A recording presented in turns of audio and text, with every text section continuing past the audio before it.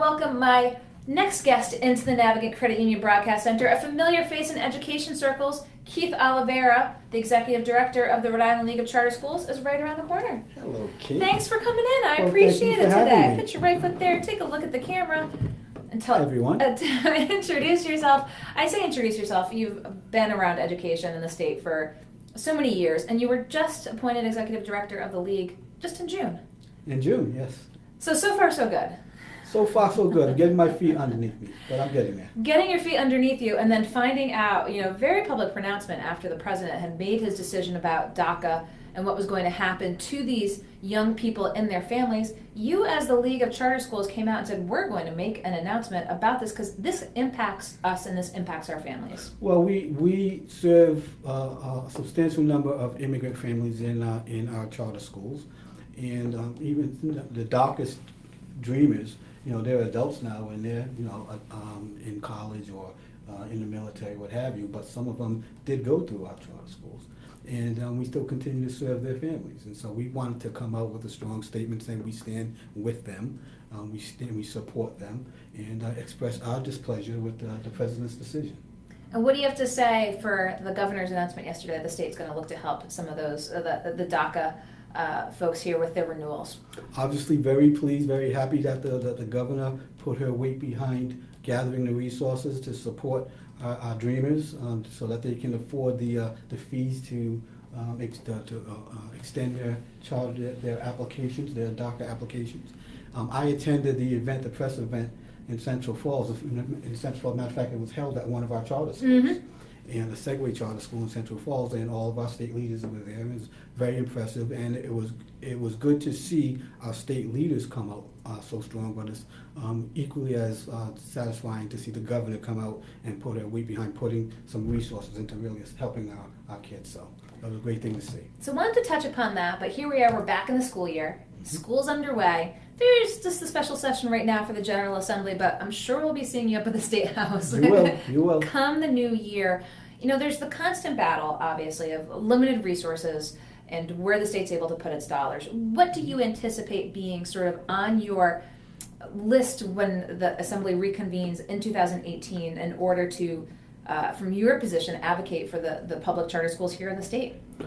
Well, we're in a time, I'm walking into a period where the charter schools up at the State House, it's been a very difficult and challenging period for us. And one of the things that I hope to do is to bring my understanding and experience in working with charter schools, to bring my advocacy voice to work to expand charter school opportunities.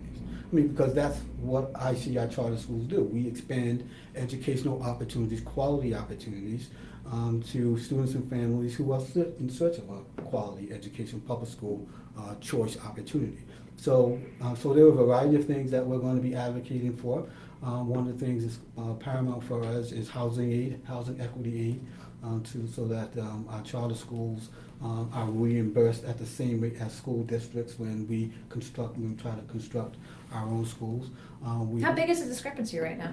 Well, take for instance for Providence, for the city of Providence or the Providence School Department, if they were to construct a school facility, they get reimbursed from the state from 80 to 83%. So 80% come from the state, and the city picks up the difference. For a charter school, it's capped at 30%. So you'll have a charter school that's located in Providence that would get reimbursed at 30%. Same kids get reimbursed at 30%, whereas the district will get reimbursed at 80, 83%. We think that's an inequity that we hope to get fixed. And speaking of the arguments, you hear all the time. You hear the folks say, you're taking money away from the traditional public schools, but you have a retort to that, and this is what the families are looking for, are these alternative options. It is. In the public school system. And here's how I respond to that. There's a very fundamental premise in public education, is that all kids have a right to a free and appropriate public education. That is a student's right. How we afford and provide for that right financially is what we call the per pupil entitlement. The per pupil entitlement is the student's entitlement. So, and it's the parents' right to exercise where they will exercise that entitlement, be it a district school, be it a charter school. It is their right and their choice, and it is the student's entitlement. So when I hear folks who are associated with the district say, well, you're taking money and resources away from us, that presumes that the entitlement was theirs to begin with. It is not. The entitlement has always been the students. And so that's a sort of a misguided sense of entitlement that districts have traditionally held, because they've been traditionally the vehicle in which public education is delivered. And now that we have charter schools, it's a different model of providing public education, but the entitlement still remains with the student. They now have a choice. Do they exercise that entitlement with a district school or with a charter school? And many of them are deciding that charter schools is where they want to exercise that entitlement. There were, enrollment in charter schools is through a lottery. So all of our charter schools, there was 1,400 seats that were opened up at the last lottery. Mm-hmm. There were over 15,000 applications for those 1,400 seats. So parents know what they want. They see opportunity, and they want to exercise that opportunity, and that's what I hope to help them. And what do you say to those folks who see some of the charter schools that have the national models that look here in Rhode Island, mm-hmm. and you see those folks say, well, it's just big business looking to get involved in the role of public education? You've heard those folks before. I have, yeah. Well, that's not the model of the schools that are part of the League of Charter Schools. There are those models, and we even make the differentiation in Rhode Island. We call it the big box versus the mom and pops. Mm-hmm. The members of the League of Charter Schools, we're the mom and pops, and so we're not the Walmart, we're the bodega. and so we define ourselves as sort of being community-based, independently run charter schools. And we say we're community-based because many of our charter schools were started by many of our local nonprofit agencies that applied to get charters as an extension of the work that they've already provided, that they've already been providing to our community. Take, for instance, the International Institute. They started the International Charter School because they wanted to have a school that could serve the children of the immigrant and refugee families that they were serving in the International Institute. Save the Bay applied for a charter to start the Compass Charter School, which is an environmental charter school over in South County. And so we define ourselves as community-based, very mission-driven charter schools, as opposed to schools that have charter management companies. How do you view the big boxes? Well, I'm all for choice, and I'm all for diversity and variety of academic programming. And so if a charter management company, and they come with a program that parents desire to send their kids to, I'm all for that, and because I'm all for choice and opportunity, and let the parent decide. The problem becomes size and scale, mm-hmm. from my point of view. For charter management companies to come into a market like Providence, it has to be of a sufficient, the school itself has to be of a sufficient size and scale in terms of enrollment, mm-hmm. for it to be economically feasible. And we've seen that battle here in Providence. And we've seen that battle here in Providence, and so we've seen, and we've seen the sort of the political blowback because of that. And some of that political blowback also comes at the mom and pop charter school direction. And so we make that distinction that the average size of a league charter school is about 400 kids. Mm-hmm. And so we're not trying to develop these simultaneous school systems. We just want to create good schools that parents would desire to send their kids to. And what's the status of, you talk about the league and the mom and pops, and we talked about the big boxes, but for those, again, new mom and pops that want to spring up and the application process at the state level, how does that look? What is the cap? What are we looking at for demand? Are we going to see more, or is it that controlled growth? Well, I suspect that it will be controlled growth, but there's nothing wrong with having controlled managed growth, because that was, I served for 10 years as a charter schools coordinator within Rhode, mm-hmm. and that was my job, to review proposals and to make recommendations of authorization. And so that was our approach, that we want to have a steady but steady growth of charter schools. So there's nothing wrong with slow but steady growth, as long as it's consistent and sustained growth. So the demand, we talked about the demand, 15,000 applicants for 1,400 seats. The demand is obviously there. There are a couple of charter school applications in the pipeline now that Rhode has just begun doing a review of those proposals. They have some hearings that are coming up within the next couple of weeks.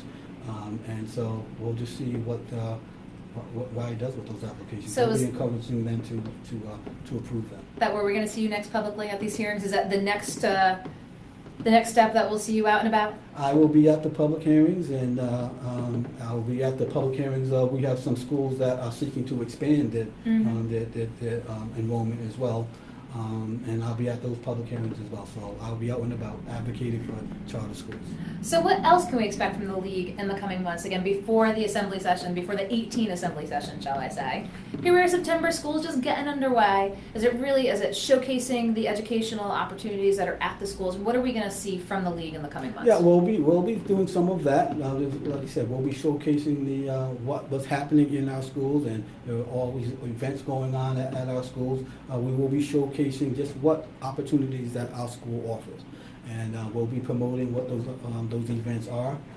As the schools themselves develop those events, we'll be sharing those on our website, or we hopefully share them with you. Here at Rhode. And as schools develop these events at their schools, we'll be sure to get those events out there and notice to the community.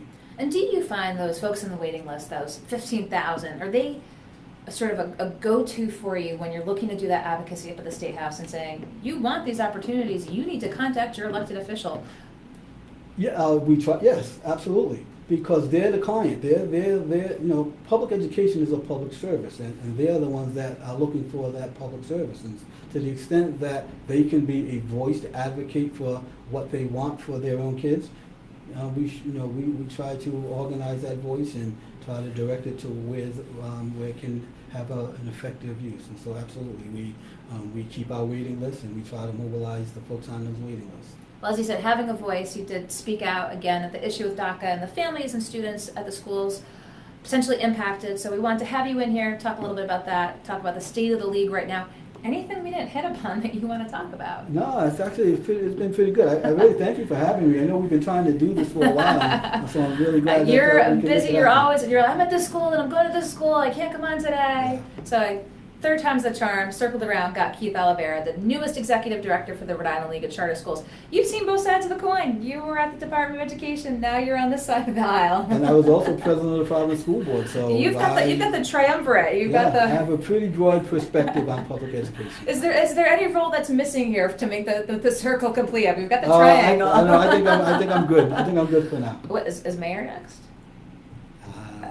Maybe somewhere down the road. We've talked about political aspirations before, of course. I always have to put folks on the spot when they come in to ask. So I appreciate it, Keith. I'm sure we will talk soon. Let you back to the task at hand. Keith Oliveira, the Executive Director of the Rhode Island League of Charter Schools, talking about DACA, schools, advocacy, and more. We'll have him back in the coming months and weeks, so stay tuned. You'll see him again soon. Looking forward to it. Okay, thanks, Keith. Thanks.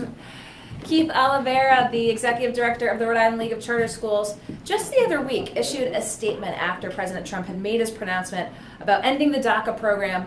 Coming from the League of Charter Schools, as he said, dreamers going through the school system, having families that he said could be impacted by this, wanted to make sure that they weighed in on the issue, and of course talking about the demand in the charter schools, what we can expect to see this coming General Assembly session in 2018, talking about building equity. I'm sure there'll be other issues that we'll talk with Keith about.